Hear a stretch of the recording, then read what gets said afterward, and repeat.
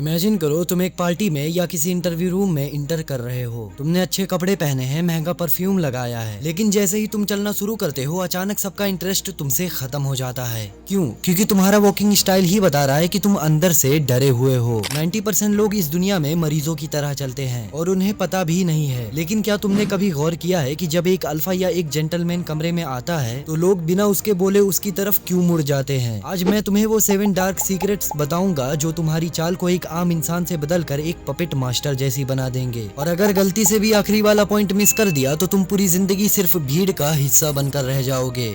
Step 1, the broken posture.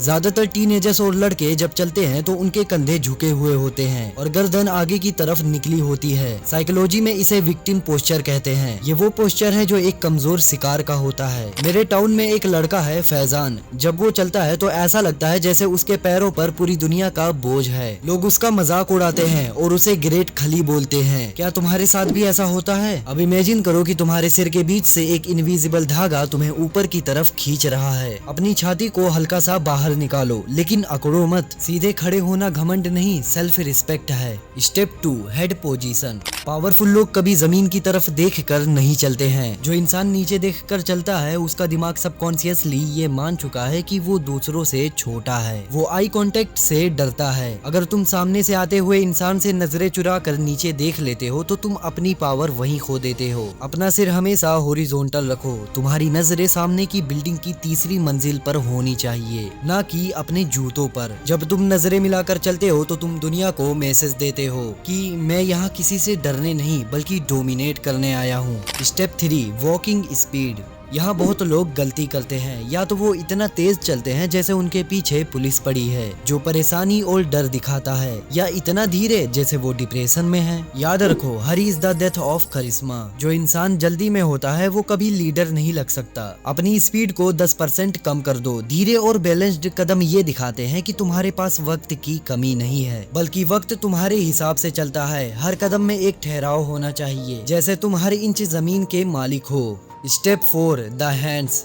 हाथों को जेब में डालकर चलना या हाथों को बांध लेना डिफेंसिव होना दिखाता है। ये एक सिक्योरिटी ब्लैंकेट की तरह है। जब तुम डरे होते हो तुम खुद को सिकोड़ लेते हो। अपने हाथों को जेब से बाहर निकालो, उन्हें नेचुरली स्विंग होने दो। अगर बहुत अनकंफर्टेबल लगे तो एक हाथ में फोन या पानी की बोतल पकड़ लो, लेकिन दूसरा हाथ हमेशा फ्री और ओपन होना चाहिए। खुला शरीर एक फियरलेस इंसान की निशानी है।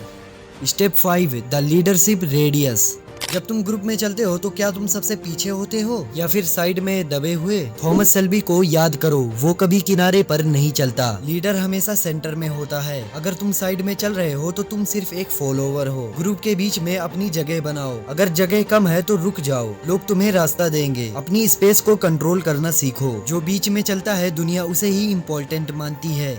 Step 6, the technical finish. अब आती है सबसे गहरी बात। चलते वक्त अपने कंधों को हल्का सा स्विंग होने दो। ये तुम्हें मस्कुलर और चौड़ा दिखाता है। और सबसे जरूरी, हील फर्स्ट। तुम्हारा पैर जब जमीन पर पड़े तो पहले एड़ी हील टच होनी चाहिए, फिर पंजा। इससे तुम्हारी चाल में एक रिदम आएगा, एक म्यूजिक फ्लो जैसा। ये वो चाल है जिसे देखकर लोग मुड़कर देखते हैं। ये वो चाल है जो बिना बोले बताती है कि तुम हो कौन। चलना तो तुमने सीख लिया, अपनी चाल को एक लीडर जैसा बना भी लिया, लेकिन भाई अगर तुम्हारी लाइफ का बेस ही कमजोर है तो ये सब सिर्फ एक दिखावा बनकर रह जाएगा। अगर तुम वाकई जानना चाहते हो कि 13 से 21 साल की इस उम्र में वो कौन सी कड़वी सच्चाई है जो तुम्हें कोई स्कूल या कॉलेज नहीं बताएगा, और कैसे मैंने खुद 0 से 1 मिलियन व्यूज का सफर तय किया और फिर गिरकर दोबारा खड़ा हुआ, तो मेरी ये वाली वीडियो अभी देखो। इसमें मैंने अपनी लाइफ का वो काला सच बताया है जो तुम्हारे सोचने का तरीका बदल देगा। और कमेंट जरूर करना अगर तुम आज से अपनी वॉक बदलने वाले हो। सब्सक्राइब करना तुम्हारी मर्जी है, बस रुकना मत। मिलते हैं अगले वीडियो में।